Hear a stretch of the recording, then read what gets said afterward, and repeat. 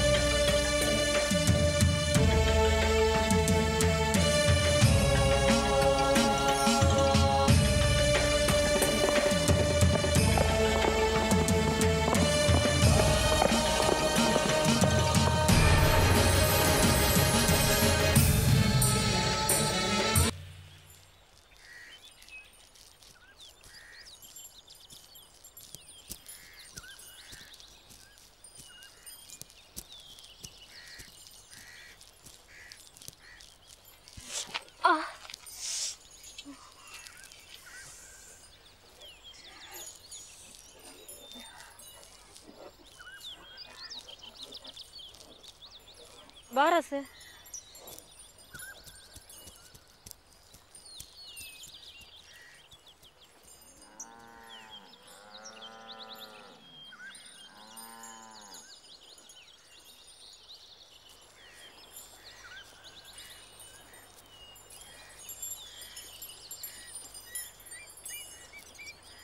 தாத்தாயி விளக்குக்கு என்ன கொடுத்துட்டு இருக்கா வள்ளியாத்தா? ஆமா ஐயா. கொண்டா.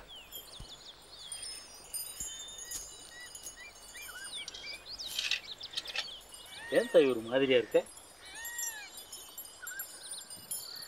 தெரியும் தாய், கல்யாணத்துக்கு வீட்டில் மாப்பிள்ளை பார்க்குறாங்களா? ஒன்றும் கவலைப்படாத, எல்லாம் கருப்பு பார்த்துக்க. எங்க பூசாரி ஐயா, என் விஷயத்துல தான் கருப்பு கல்லா இருக்குது. அப்படித்தான் தெரியும் தாய். ஆனால் கருப்பன் எல்லாத்தையும் பார்த்துக்கிட்டு தான் இருக்கான். அவன் உங்கள் குடும்பத்துக்கு போட்ட உத்தரவை எங்கள் வீட்டில் யாருமே கண்டுக்காமல் இருக்கிறத பார்த்துக்கிட்டு அவன் ஒன்றும் சும்மா இருக்க மாட்டான். நீ தைரியமாக இரு தாய். வாழ்க்கைங்கிறது நம்ம ஊத்துக்காவா தண்ணி மாதிரி, ஒரு நேரத்தில் ஏறும் ஒரு நேரத்தில் இறங்கும். நீ உன் வாரத்தை கருப்பு மேலே போடு.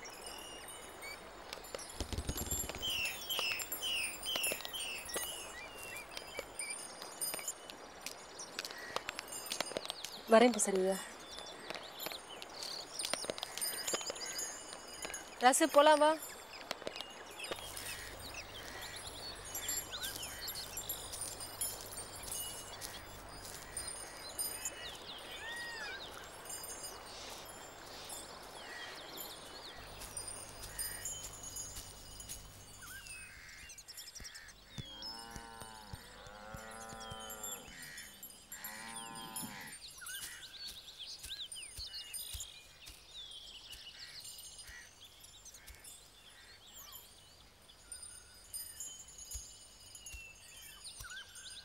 என்ன ராசு, எப்படி இருக்க?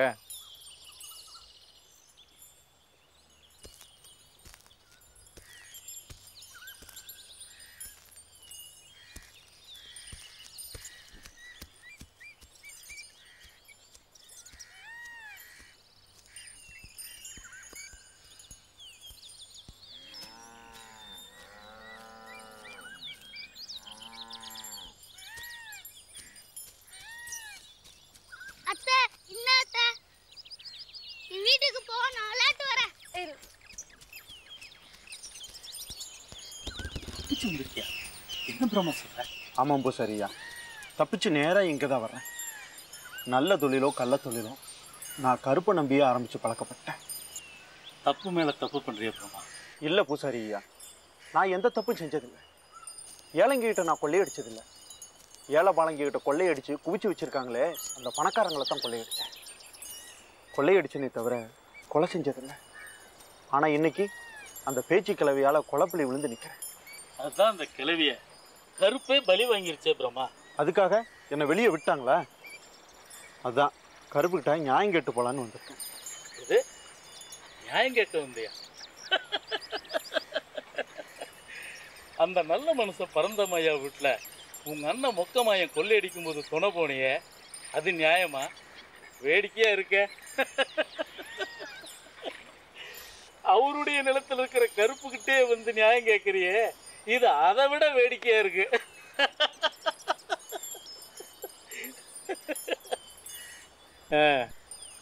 போனதெல்லாம் போட்டோம், போலீஸில் போய் சரணடைஞ்சு வக்கீல வச்சு வாதாடி வெளியே வர்ற வழியப்பாரு. இல்லை பூசாரி ஐயா, நான் சரணடைய போகிறதில்ல. இந்த பிரம்மனை பொறுத்த வரைக்கும் போலீஸு, வக்கீல், நீதிபதி எல்லாமே இந்த கருப்பன் தான். மனுஷங்க போடுற சட்டத்தில் நம்பிக்கை போயிடுச்சு. சரி, என்ன பண்ண போற? காசு வெட்டி போட போகிறேன். காசு வெட்டி போட போற? ஆமாம் பூசாரியா, என் மேலே இருக்கிற கொலைப்பழி நீங்கணும், என்னையும் இந்த உலகம் ஒரு மனுஷனாக மதிக்கணும்னு காசை வெட்டி போட்டு இந்த கருப்பங்கிட்ட வேண்டிக்க போகிறேன்.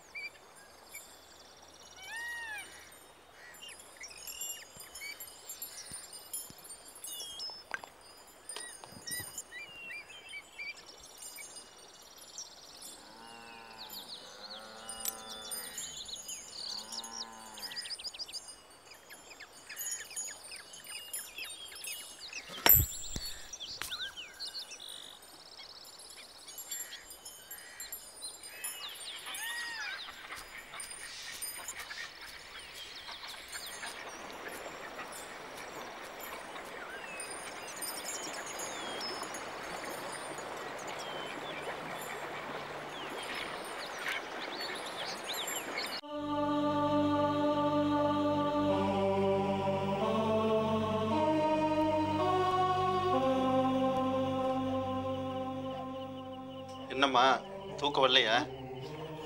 இல்ல அங்கிள். என்ன யோசனை பலமா இருக்கு? எல்லாம் உங்க ஊர் கருப்பு மனுஷனை பத்தி தான். உண்மையிலேயே அவன் ஒரு ஹீரோவா தான் இருக்கணும் அங்கிள். கருப்பு மனுஷனா? கருப்பு சாமின்னு சொல்லுமா. ஏழைகளுக்கெல்லாம் எப்பவுமே அது ஹீரோ தானே. சாமியோ மனுஷனோ அதை நான் மீட் பண்ணணும் அங்கிள். அது நாம நினைச்சா முடியுமாமா? அது நினைக்கணுமே. 32 வருஷமா நான் அதை நினைச்சுக்கிட்டு இருக்கேன். எங்க சந்திக்க முடிஞ்சது? என்ன அங்கிள், இந்த ஊர்லயே இருந்திருக்கீங்க, இது வரைக்கும் நீங்க கருப்பை பார்த்தது இல்லையா? பார்த்தது இல்லம்மா. அது என் கண்ணுக்கு இன்னும் தெரியலையே. ஒருவேளை சாமி வேற ஏதாவது ரூபத்துல வந்திருக்கும். இதுதான் கருப்பு சாமின்னு நான் புரிஞ்சுக்காம கூட போயிருக்கேன். கருப்பு கூட வேஷம் போடுமா? சாமி எந்த ரூபத்துல வேணாலும் வருமா? மனுஷன் கூட தான் அங்கிள் எந்த ரூபத்துல வேணாலும் வருவான். அப்படியாமா? நினைச்சேன் நீங்க முழிச்சுக்கிட்டே இதெல்லாம் கேட்டுட்டு தான் இருப்பீங்கன்னு நினைச்சேன். ஏமா, மனுஷனால எங்க கருப்புசாமி மாதிரி நாய், நரி, குதிரை, இந்த ஊஞ்சலா கூட வேஷம் போட முடியுமாமா? மனுஷங்களால மனுஷங்களாதான் வேஷம் போட முடியும். ஆண்டி, உங்க அம்மாவோட ஆவியா கூட ஒரு மனுஷன் தான் வேஷம் போடுறான்னு நினைக்கிறேன். இந்த ஆவியெல்லாம் எதுல சேர்த்தி? மனுஷங்கள்லையா இல்ல நாய், நரி, குதிரை, ஊஞ்சல் இதுலயா? எங்க ஆத்தா உயிரோட இருந்தப்பவே அவளை எதுல சேர்க்கறதுன்னு தெரியாம இந்த ஊரே முழிச்சுக்கிட்டு இருந்தது. நீ அவ ஆவி வரைக்கும் போயிட்டியே. அங்கிள், உங்ககிட்ட ஒண்ணு கேட்கணும். உங்களுக்கு காசின்னு யாரையா தெரியுமா? காசி யாரையும் தெரியாதாமா? ஏன் கேக்குற? சும்மா தான் கேட்டேன். வெள்ளி ஆண்டி எப்போ எதுக்கோ சொன்ன மாதிரி ஞாபகம். இப்போ திடீர்னு தோணுச்சு, அதான் கேட்டேன். காசிங்கிறது என் ஃப்ரெண்டு ராசாத்தியோட அண்ணம்மா. அவரு சிலோன்ல எங்கேயோ இருக்காராம். ராசாத்தியோட சாவுக்கு அப்புறம் அவங்க அம்மாவும் இப்போ அவரு கூட தான் இருக்காங்களாம். ஆண்டி, யூ மீன் அந்த பரந்தாமன் பேச்சு பாட்டி ஏமாத்தி சொத்தெல்லாம் அவருடைய மகனா? ஆமாம்மா, அவரோட மகன் தான். Oh my goodness. என்னம்மா என்னாச்சு? இல்ல அங்கிள், மேகசினுக்கு இன்னைக்கு ஒரு கதை எழுதி அமைச்சிருக்கணும், மறந்து போச்சு. சிலோன் பத்தின கதை. சிலோன்னு சொன்னதும் ஞாபகம் வந்தது.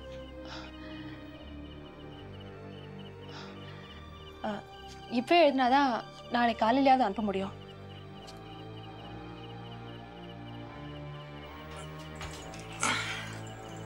சிவகாமி, நான் வெளியில் படுத்திருக்கேன்.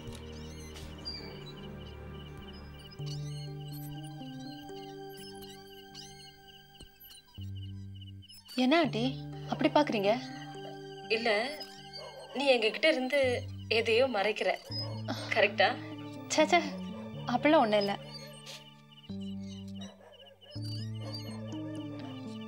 நீங்க படுத்துக்கங்க ஆண்டி, நான் இந்த கதையை முடிச்சிடுறேன்.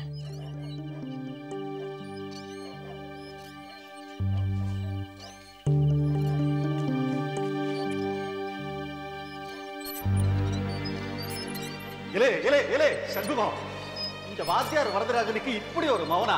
போருப்பா, ஊருக்காக நீங்க வச்சுட்டு இருக்க பேரை எங்கிட்டையும் சொல்லாதீங்க. காசின்னு உங்க உண்மையான பேரை சொல்லுங்க.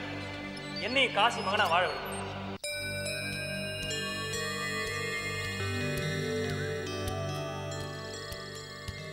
எனக்கு இருக்கிறது ஒரே மகன், என்ன விட்டுட்டு போயிட்டானே.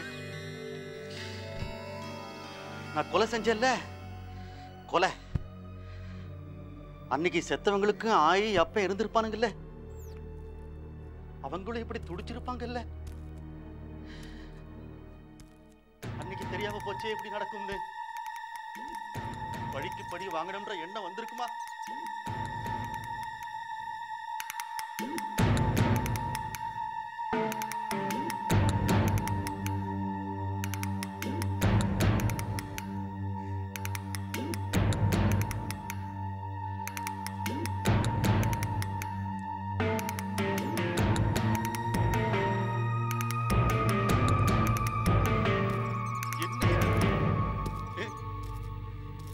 என் வம்சத்துக்கே இப்படி சேர்த்து வச்சிருக்கிற சொத்தை அனுபவிக்காம போகணும்னு இருக்கா?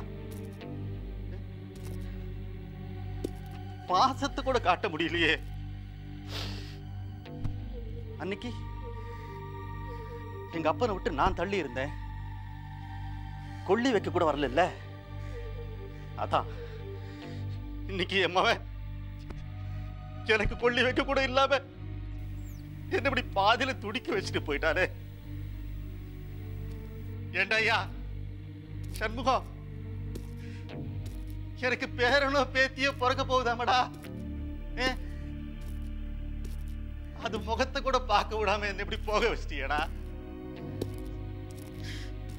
என்னையா பாவம் பண்ண? ஒரு பாவம் பண்ணலையா?